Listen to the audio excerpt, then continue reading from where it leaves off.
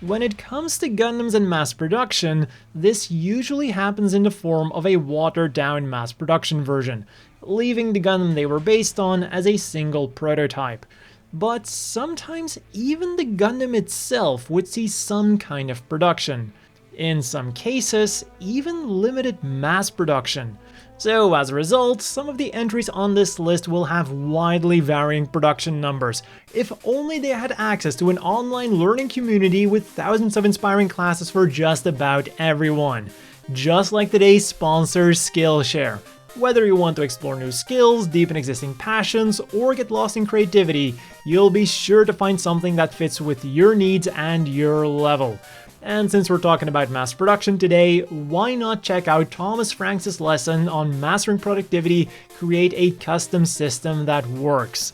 And because Skillshare is tailored towards learning, there are no ads and premium classes are added all of the time, meaning that there's always something new to explore. So click the link in the description down below if you too want to start exploring your creativity today. The first 1,000 of my subscribers to do so will get a 1-month free trial of Skillshare. Oh, and by the way, in this list I'll mainly be looking at animated Gundams with their extended lore, but I will also include a few of the prominent non-animated ones. So believe it or not, but the first entry on this list is actually the original Gundam, who had several units rolled out in its first production run. Typically what you'll see is that 8 RX-78 units existed, 3 of which were part of the first rollout, and this of course included the most famous one, the RX-78-II Gundam. However, my favorite take on these RX-78s will always be from Gundam Historica. It has this image of at least 4 RX-78-1 Gundams, with 2 more units probably hidden behind them. So, this would suggest that the first 6 RX-78s were all rolled out as RX-78-1s, which would then later be modified into the units we all now know them as. Our second Gundam then is the Gundam Mk.II, which, as we all know, had 4 units made. What's that? You thought it only had 3 units? Well, in the HD version of the 2.0 Master Grade we get numbers 1 to 4, and in the movie version of Zeta Gundam, we do actually see 4 of them. Just like in the series, the AEUG at first manages to steal 2 of them, Unit 2 and 3, and then right after it we get this scene.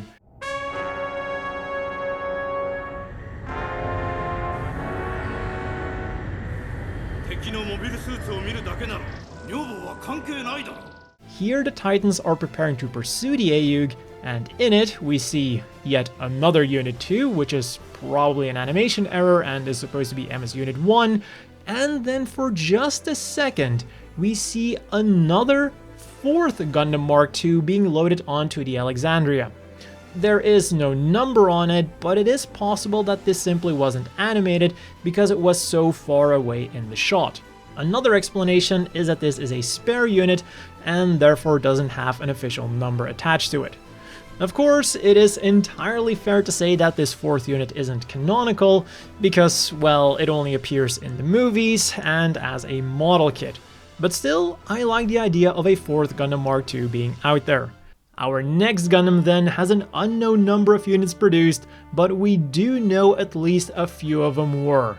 The Gundam F91, with the 3 most famous ones being the prototype piloted by Seabook and 2 production units piloted by Harrison Madden. However, the production units did feature a few changes compared to the original. The extremely difficult biocomputer that could only be used by new types was nerfed, preventing the pilot from accessing the full performance of the F91, and therefore the cooling systems required for this full performance were also axed. In short, this meant no more after images, but no real performance change for non-new type pilots. They wouldn't have been able to activate this full power mode anyways. Next up then is the Victory Gundam, who also had a couple of units produced, but would mainly be mass-produced as the improved Victory Gundam Hexa, turning this into quite a unique situation for a Gundam. Because not only were they mass-producing a Gundam, but it's actually objectively superior. The combat performance was equal to that of the original Victory Gundam, but it now featured new rabbit ear sensors on the head that were superior to the sensors of the original. This made the Hexa the perfect machine for League military commanders, allowing them to have a better idea of what's going on the battlefield and to also better issue orders under heavy interference. And don't you think that I forgot about the Ground Gundam, one of the most mass-produced Gundams of all time with a whopping 20 units. Perhaps not that much for a mass production unit, but for a Gundam, that's a huge amount. The one thing they lacked though were spare parts, because these machines were already made out of spare parts. So it wouldn't take long before many of these 20 had their own very distinctive looking battlefield reparations. And then for the folks who want to debate whether or not the Ground Gundam is an actual Gundam, yes, they do exist, I present to you the RAG-79G1 Gundam Marine type, a limited production Gundam that would mainly see action as a squadron leader for Aqua Gyms. Unfortunately, we never saw this thing animated, and the one appearance it made in a manga was less than desirable. Regardless, by having another look at the model number, you might notice something. The first part is identical to the model number of the Aqua Gym, and the explanation for this is really simple. The Gundam Marine type is actually an Aqua Gym, albeit a heavily upgraded one. And then, as an honorable mention from the 1 Year War, we have the Pixy Gundam, a machine that, as of now, has never been animated, but has appeared in quite some other Gundam media. Originally intended to be produced for Federation Aces during Operation Odessa, only 3 units ended up being produced. Unit 1 was stationed at Belfast, Unit 3 was sent to Africa, and Unit 2 was meant to be assigned to Amuro Ray for the aforementioned Operation Odessa, but you probably don't need me to tell you that this never happened. Instead, the base that this thing was at before it was transferred was attacked, and the rest is, as they say, history. Moving further into the UC timeline then, we have another somewhat honorable mention, the Unicorn Gundam. 3 mostly identical units were made, with most of the changes either being cosmetic or parts that could be mounted on either machine, which then technically qualifies them for this list. Now we just need an unofficial 4th unit like they did with the Gundam Mk.II or the next unit on this list, which is also the final Universal Century unit, the F97 Gundam. Like I just said, this thing had 4 different units made, and if that model number doesn't immediately ring a bell, I'm sure you're familiar with its newer designation, the Crossbone Gundam.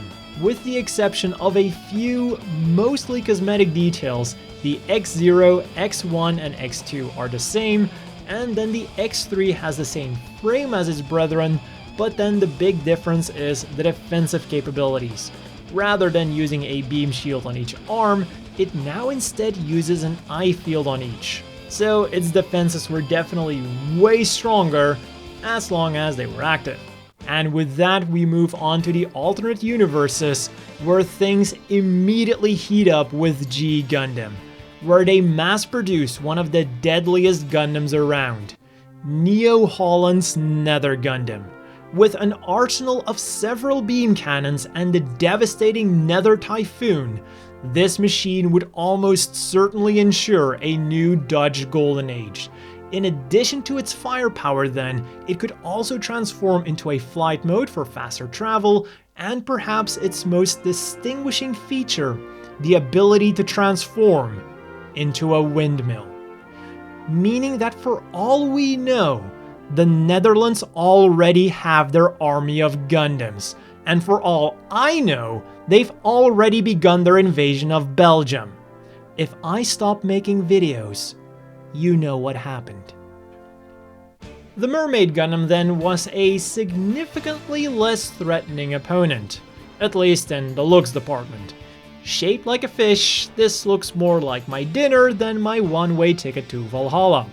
And to make matters worse, Neo Denmark wasted so much money on their development that they only managed to make one final production Mermaid Gundam with no money left for spare parts.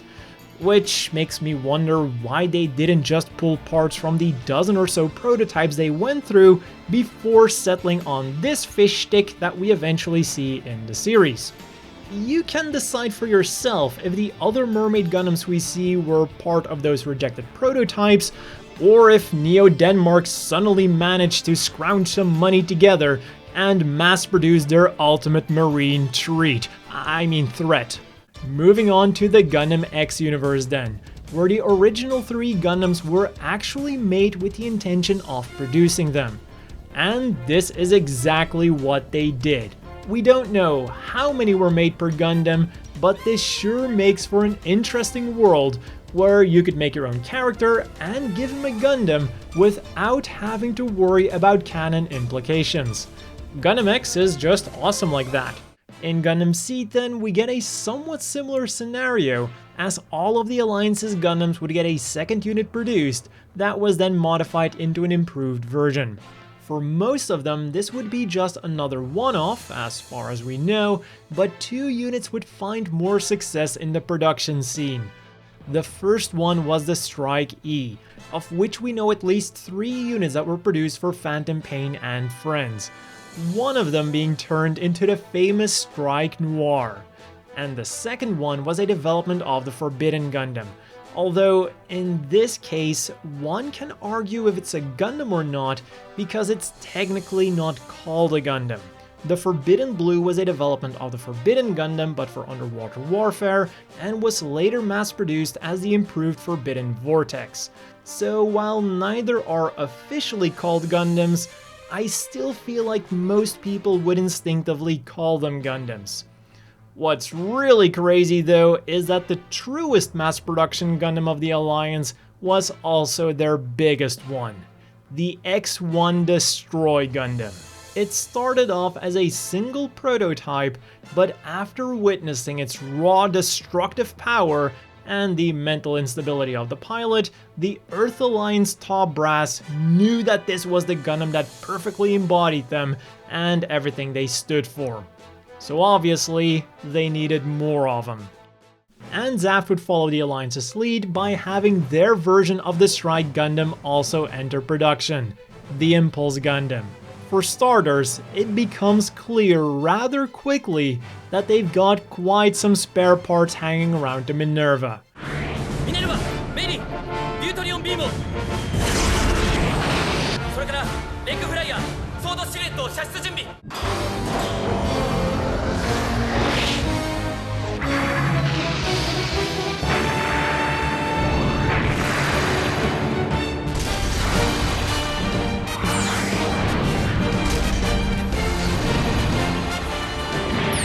And second of all, it's confirmed that at least 4 more Impulse Gundams were built that were then modified into Destiny Impulse Gundams. Over at Orb then, you could technically say that they were producing Gundams for days. They started with the 5 Astray Rangers, who were originally mostly distinguished from each other by their color, and then decided to keep a very Gundam-y aesthetic with their actual mass production units. Just as with the Deep Forbidden and the Forbidden Vortex, neither the M1 Astray nor the Murasame are called Gundams, but I can't fault people for wondering if they're Gundams, because well, they literally have all of the visual features typically associated with Gundams. The chin thing, the mouth slits, the twin eyes, the V-fin, heck, the Murasames even performed like Gundams, as soon as they switched sides to the good guys at least. However, of everyone in the Cosmic Era, it would be Librarian Works who actually mass-produced the Gundam, the Nebula Blitz Gundam. As the name would indicate, this was a development of the Blitz Gundam, of which 20 were produced. One for each of the Lily clones Librarian Works had at their disposal. And then finally, an honorable mention goes to Iron-Blooded Orphans' Gundam frames. On the outside, they might all look very distinctive, but you know what they say, it's what's on the inside that counts. And there, all of the 72 Gundams have the same Gundam frame. And those have been all of the mass-produced Gundams, or at least somewhat produced Gundams, that I could think of.